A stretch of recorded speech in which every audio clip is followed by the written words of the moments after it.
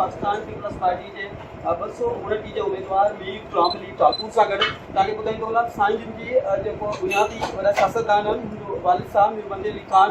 सिंध जो वॾो वज़ीर बणिजी चुको आहे ऐं हिन जो बदीन ज़िले में वॾो सियासी असर रसूख़ आहे। अचो उन सिलसिले में साईं सां मिलूं त संदसि कहिड़ा ख़्याल आहिनि ऐं मौजूदा पाकिस्तान पीपल्स पार्टी खे बदीन ज़िले में कीअं थो ॾिसे। सर बदीन ज़िले में तव्हां पाकिस्तान पीपल्स पार्टी खे कीअं ॾिसी रहिया आहियो? बदीन ज़िले में और पाकिस्तान पीपल्स पार्टी के वॾे में वॾी सियासी क़ुवत तौर ते ॾिसी रहियो आहे ऐं जंहिंजूं पाड़ूं घणे वक़्त आवाम जे अॻिते वधण बि ॾिसी रहियो आहे। पीपल्स पार्टी जिते जा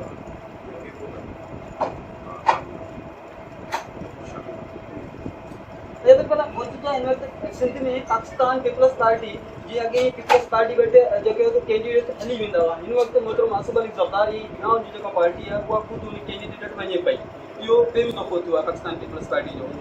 एॾी वॾो शार्टेज जो वाटर हो, आमदनी जो मसइलो हो, रेटनि जो मसइलो हो, अवाम उन खां काफ़ी जेको सो नाराज़ आहे। उनखे तव्हां पब्लिक खे तव्हां कीअं मोबिलाइज़ कंदो, छा ॾींदो तव्हां पब्लिक खे जेको तव्हां वोट करे? जेको आहे पाणी जो मसइलो जेको आहे कुदरती आहे। मथां डैम्स में जेको आहे पाणी न पियो आहे, दरिया जो वधो तमामु घटि ऐं पाणी जो जेको गॾु कयो वियो ज़ख़ीरो कयो उहो इस्तेमालु थी इहो कुदरती अमल आहे जंहिंजे करे ही सभु इहो शायदि घणनि माण्हुनि खे पंहिंजी ज़िंदगी में पहिरियों दफ़ो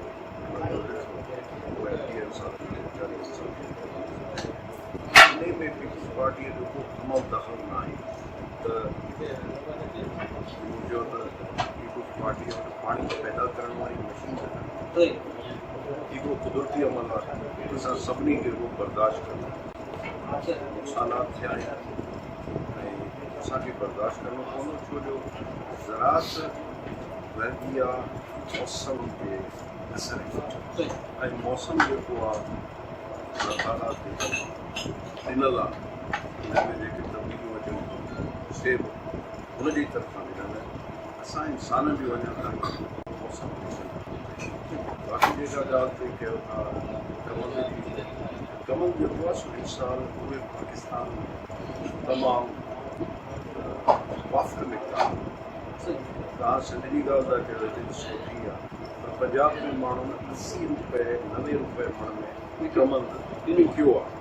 हाणे उन लाइ जेको आहे छा असीं जेको आहे माण्हू पाकिस्तान मुस्लिम लीग खे ॾोही कनि जंहिंजे करे इहो हिकिड़ो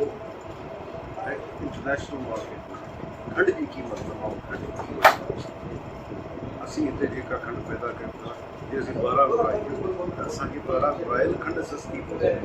इहो असीं न पिया कयूं छो जो इहो जे थियो त हिते जी ज़राअत वीर कमनि खे इहे सभु शयूं जेके आहिनि हिकिड़ी आहे डिमांड एंड सप्लाई मार्केट्स उन जे तहत आहे इहा इन में कंहिं पार्टी या सियासी पार्टी या कंहिं फ़र्द अच्छा सर भला बदीन ज़िले में हिन वक़्तु ज़रिया ॿुधाईंदा त तव्हांजे हथनि सां पाकिस्तान पीपल्स पार्टी जो अॻूणो में कमाल खान चांद नाराज़ आहे जेको ऐं गुलाम अली निज़ामानी साहब बि जेको आहे नाराज़ आहिनि। इहो असांखे जेको ज़रिया ॿुधाइनि पिया इहो मीर गुलाम अली ठाकुर जे अचण करे सभु कुझु थियो आहे हिनखे असां कीअं करे साईं हाणे गुलाम अली निज़ामानी साहब खे पीपल्स पार्टी ॿ दफ़ा डिस्ट्रिक्ट काउंसिल जो चेयरमैन कयो फुल टर्म ॿ दफ़ा हुनखे एमएलए कयो। हाणे गुलाम अली निज़ामानी साहब या केरु छा उहो सम्झे थो त पूरी ज़िंदगी मुंहिंजी मूंखे पार्टी नुमाइंदारी इहे सभु पार्टी में जेको आहे सो आहे क़ाबिलियत मुताबिक़ अगरि कंहिंजी क़ाबिलियत आहे त उहो बिल्कुलु मिले रांदि खां हीअ रांदि खां ॿियूं ॿियनि जायुनि ते वञनि था उहा क़ाबिलियत नथी रहे त पोइ लाज़मन हुनखे हटायो ऐं कमाल साहब जी जेका ॻाल्हि आहे उन्हनि खे पीपल्स पार्टी डिस्ट्रिक्ट चेयरमैन कयो फुल टर्म रहियो फुल टर्म जेके आहिनि से MLA रहिया ऐं तव्हांखे यादि आहे त 1988 खां वठी 1999 ताईं टर्म एवरेज टर्म असेंबली जो हूंदो 2 साल 2-2.5 साल हूंदो वरी हिन खां पोइ इलेक्शन थींदी हुई ऐं वरी 2-2.5 साल खां पोइ इलेक्शन त हिते हिननि खे जेको टर्म मिलिया आहिनि उहे जहिड़ो कर उन्हनि जा हुन असेंबली में अगरि केरु रहियो आहे उन खां वधीक टर्म मिलियो आहे हाणे एतिरा टर्म मिलण खां पोइ बि अगरि उन्हनि खे पार्टी जे तरफ़ां ज़िम्मेदारनि छूटे त उन्हनि खां ई पुछो तव्हां सर ज़ाती हवाले सां कहिड़ी सलाह ॾींदो कमाल साहब खे या गुलामी साईं आउं उन्हनि खे ज़ाती हवाले सां का सलाह कोन्हसि उन्हनि जो माशाअल्लाह दिमाग़ आहे सोच सम्झ आहे ऐं हू पंहिंजी सोच सम्झ इस्तेमालु अच्छा सर भले तव्हां वटि कहिड़ा गोल आहिनि मक़सद आहिनि जेके तव्हां अवाम खे ॾींदो अञा तव्हां इनशाला नॉमिनेट थींदो वठी ईंदो तव्हां 25,000 माण्हू गॾु आहे ऐं तव्हां कहिड़ा अहिड़ा हूंदा अहम मक़सद जेके तव्हां बगीन ज़िले जे अवाम लाइ ॾींदो साईं मुंहिंजा मक़सद जेकी आहे से तमामु सहिल ऐं आसान पहिरियों ऐं उहो कंहिं बालत में कॾहिं बि वोटर इहो न सम्झे त आउं राब्ते जी कोशिशि कयां पियो ऐं असांजो मेंबर जेको आहे सो नथो करे पहिरीं ॻाल्हि आहे उन खां पोइ जेको आहे सो मुंहिंजी कोशिशि इहा आहे त तालीम वधि में एजुकेशन जी असीं जेको आहे उन ते फोकस कयूं तालीम ते फोकस कयूं उन सां गॾोगॾु मुंहिंजो फोकस इहो हूंदो कि हिते जेके बि गवर्नमेंट जे तरफ़ां डेवलपमेंट जा कम आहिनि उहे बिना वॾी रुश्वत छो जो हाणे जेको आहे 40% डिग्री ॾींदो आहे 50% कमु कोन थियनि उहे कम जेके थियनि था नाले माता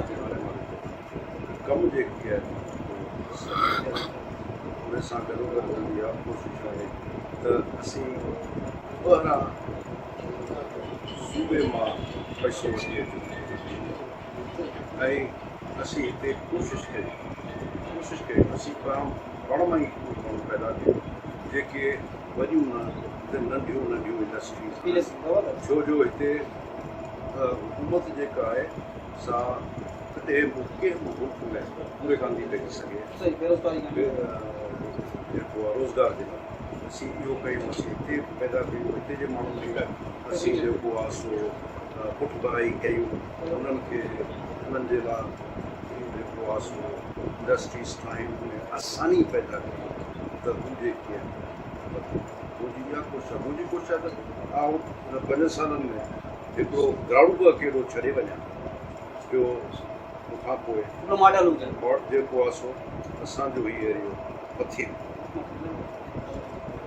वॾी महिरबानी जीत नाज़रीन तव्हां मीर गुलाम अली टापुर ऐं साईं बशीर अहमद हालेकोट जा ख़ैर ॿुधा साईं मीर गुलाम अली जो चवणु आहे त हेल्थ एजुकेशन ऐं हिते जेके इंडस्ट्री लॻाइण लाइ ऐं वधीक ज़िले खे मॉडल विलेज कंदड़ ऐं पंहिंजे वोटरनि सां कम्युनिकेशन तेज़ कंदड़ पंहिंजे मेज़बान गुल मोर जेके इजाज़त ॾींदो वरी नेक्स्ट प्रोग्राम में साॻियुनि महिमाननि सां गॾु ईंदड़ प्रोग्राम